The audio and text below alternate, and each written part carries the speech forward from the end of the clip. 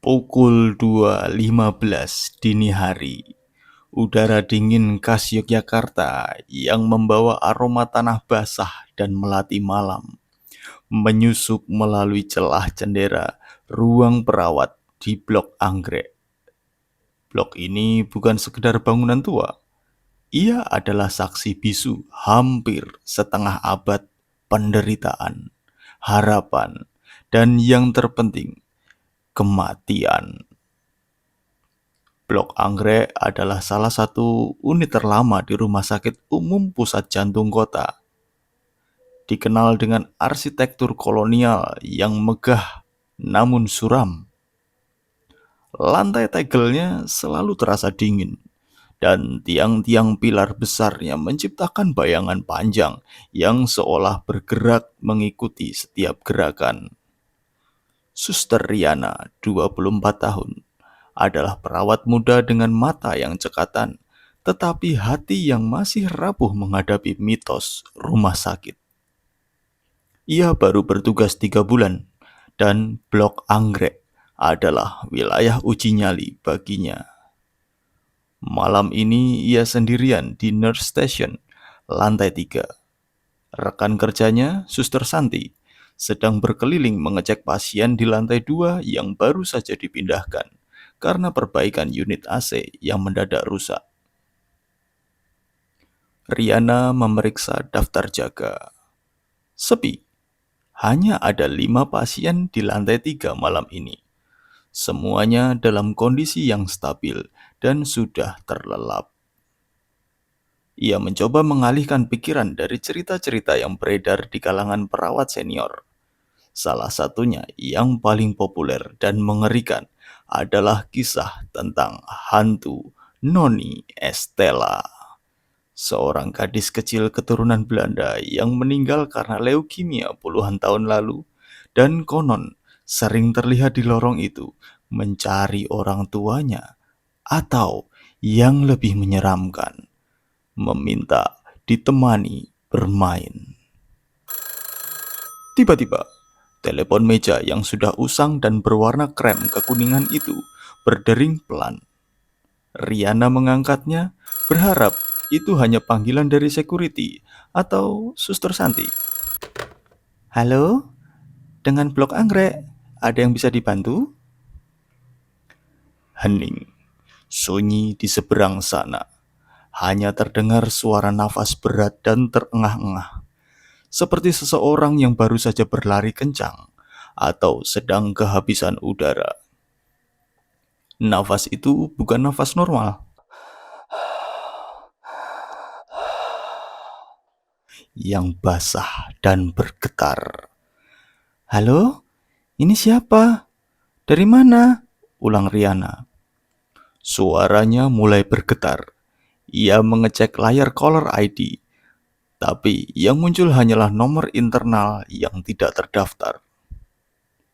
Panggilan itu terputus tiba-tiba, meninggalkan Riana dengan adrenalin yang terpompa kencang. Ia meletakkan gagang telepon, tangannya berkeringat dingin. Pasti, pasti cuma gangguan jaringan, bisiknya meyakinkan diri. Meskipun ia tahu betul bahwa suara nafas itu terasa terlalu nyata untuk sekedar gangguan teknis. Riana berusaha kembali fokus pada laporannya. Namun, 5 menit kemudian, ketenangan itu kembali terusik oleh suara yang tak mungkin ada di lantai pasien yang hening.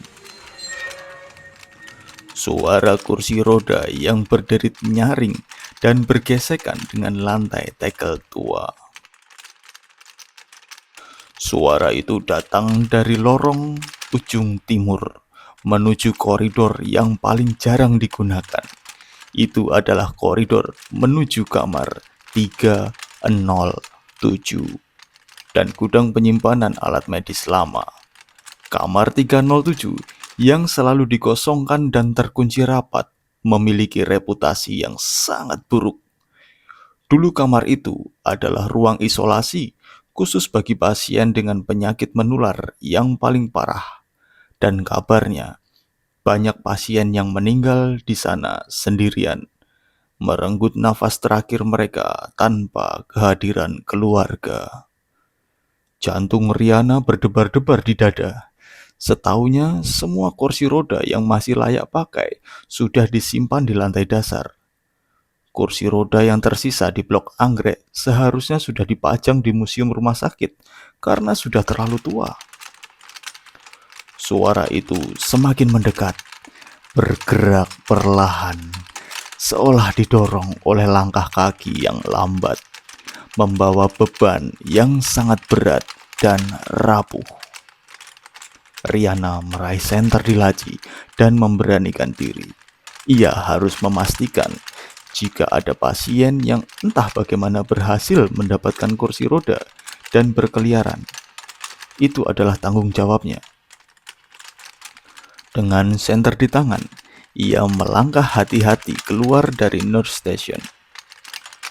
Begitu kakinya menginjak lantai koridor, suara deritan itu berhenti total. Keheningan yang menakutkan kembali merajai. Kali ini jauh lebih pekat dan berat daripada sebelumnya. Ia menyapu sorot senter ke sekeliling. Lorong panjang itu sepi, tidak ada kursi roda, tidak ada siapa-siapa. Mungkin aku benar-benar kurang tidur, gumamnya hendak berbalik. Tiba-tiba ia merasakan perubahan suhu yang drastis di belakangnya. Udara terasa dingin menusuk, jauh lebih dingin dari angin malam. Riana bergidik. Ia membalikan badan dengan cepat, mengarahkan senter ke koridor timur yang gelap. Di sana, di ujung lorong, tepat di depan pintu kayu tua kamar 307, Riana melihatnya.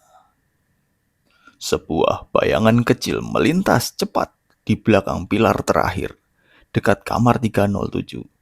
Riana memfokuskan senternya.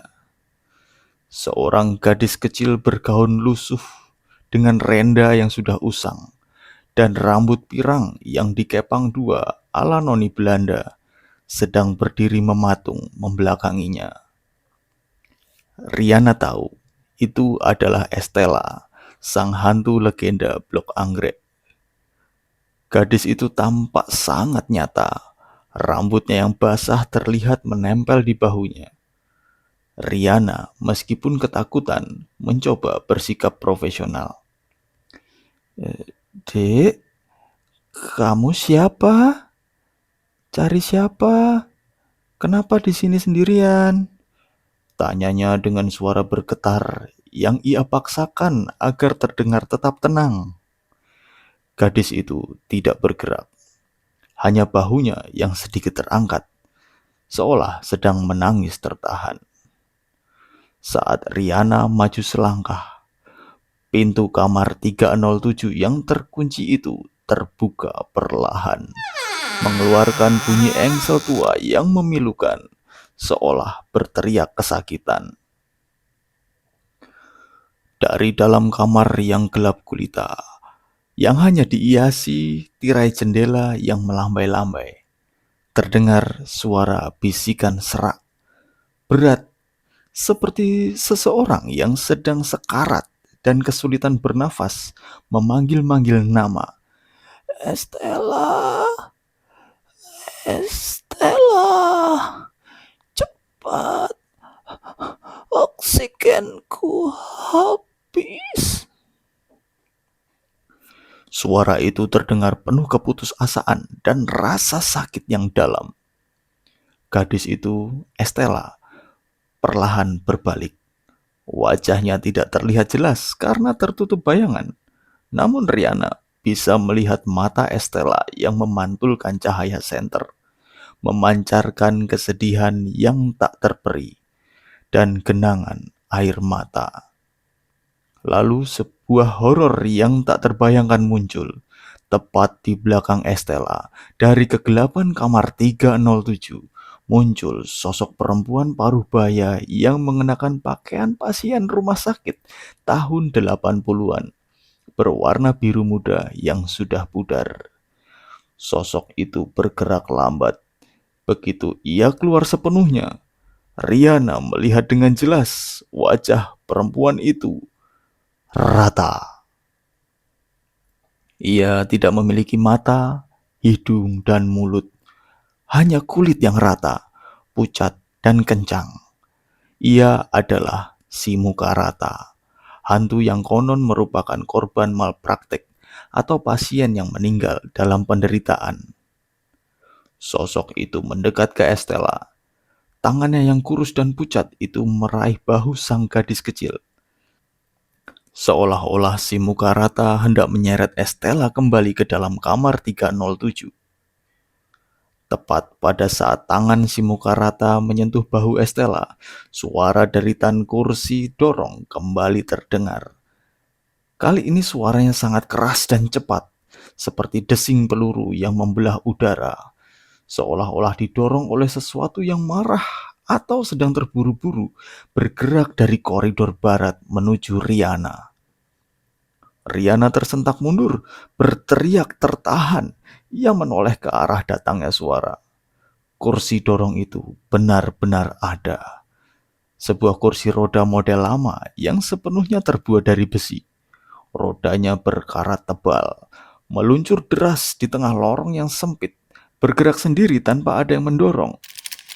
Di atasnya teronggok sebuah tabung oksigen tua yang sudah kosong dan berkarat. Kursi dorong itu berhenti mendadak, hanya berjarak kurang dari 3 meter di depan Riana. Dalam kepanikan yang luar biasa, Riana mendengar bisikan yang seolah datang dari udara dingin yang berputar-putar di sekelilingnya. Sebuah suara laki-laki yang parau. Aku tak tertolong. Oksigenku terlambat datang. Seperti malam itu. Lalu matanya melihat ke kursi roda itu sekali lagi. Di sandaran kursi yang berkarat, ia melihat goresan tulisan samar-samar menggunakan spidol permanen. Kamar 307, 3 Juli 21. Tiba-tiba sosok Estella dan si muka rata di ujung lorong menghilang secepat kilat. Seolah ditarik masuk oleh kegelapan kamar 307. Pintu kamar itu terbanting menutup dengan bunyi dan menggelegar, mengguncang seluruh lorong. Riana menjatuhkan senternya. Ia berlari sekencang-kencangnya kembali ke nurse station, mengunci diri di dalamnya dan meringkuk di bawah meja sambil menangis histeris. Ia merapalkan doa-doa dalam hati, mencoba menenangkan debaran jantung yang terasa ingin meledak. Ketika jarum jam menunjukkan pukul 5 pagi, Suster Santi tiba untuk menggantikan jaga. Ia menemukan Riana pucat pasi menggigil di bawah meja. Setelah Riana menceritakan semuanya, Suster Santi yang sudah bertahun-tahun bertugas hanya menghela nafas panjang. Blok anggrek memang hidup, kata Santi pelan. Setiap perawat yang bertugas di sini pasti punya ceritanya sendiri. Tapi kursi roda dan kamar 307 itu yang paling sering muncul.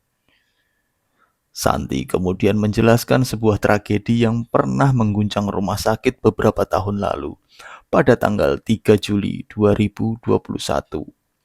Saat situasi yang sangat genting, Blok Anggrek sempat menjadi tempat isolasi darurat. Banyak pasien yang meninggal di malam yang sama karena krisis oksigen, jelas Santi dengan suara berbisik. Konon salah satu korban adalah seorang bapak di kamar 307 yang menunggu pasokan tabung oksigen baru, tapi nggak datang-datang. Kursi roda yang kamu lihat itu mungkin bekas kursi yang dipakai untuk mengangkut tabung itu. Arwahnya terjebak dalam keputusasaan yang sama, mengulang momen terakhirnya yang sepenuhnya itu sakit. Sandi melanjutkan, Sedangkan si muka rata itu legenda lama. Dan Estella, dia adalah penunggu abadi di blok ini. Mereka semua terikat pada penderitaan di tempat ini. Rumah sakit ini memang tua dan masih beroperasi, tapi bagi mereka ini adalah ruang tunggu kematian yang abadi. Tempat mereka mengulang kisah tragis yang merenggut nyawa mereka. Malam berikutnya, Riana mengajukan permohonan pindah tugas. Ia tidak sanggup lagi bertugas di blok anggrek. Namun teror belum berakhir. Di malam terakhirnya bertugas di blok anggrek, Riana menerima sebuah pesan singkat dari nomor yang tidak dikenal. Blok anggrek tidak pernah melepaskan perawat yang sudah melihatnya. Sampai jumpa di shift berikutnya. Dan ketika ia memberanikan diri melihat ke jendela nurse station untuk terakhir kalinya, ia melihat ke bawah, ke arah pelataran parkir yang sepi. Di bawah lampu sorot, ia melihat kursi roda tua itu yang seharusnya berada di lantai 3, sekarang berada di halaman parkir. Di atasnya tidak ada tabung oksigen, melainkan sosok kecil bergaun putih yang melambai pelan ke arahnya, sebelum akhirnya menghilang di telan kabut pagi. Riana akhirnya berhasil dipindahkan ke unit baru di gedung modern. Namun, setiap kali ponselnya berdering di tengah malam dengan nomor tak dikenal, atau ketika ia mendengar suara derit roda dari jauh, ia tahu blok anggrek dan para penghuninya masih mengawasinya. Kenangan akan malam itu telah menjadi luka permanen, bukti bahwa di balik hiruk-pikuk rumah sakit yang melayani kehidupan, tersimpan sudut-sudut tua yang dikuasai oleh kematian yang enggan pergi.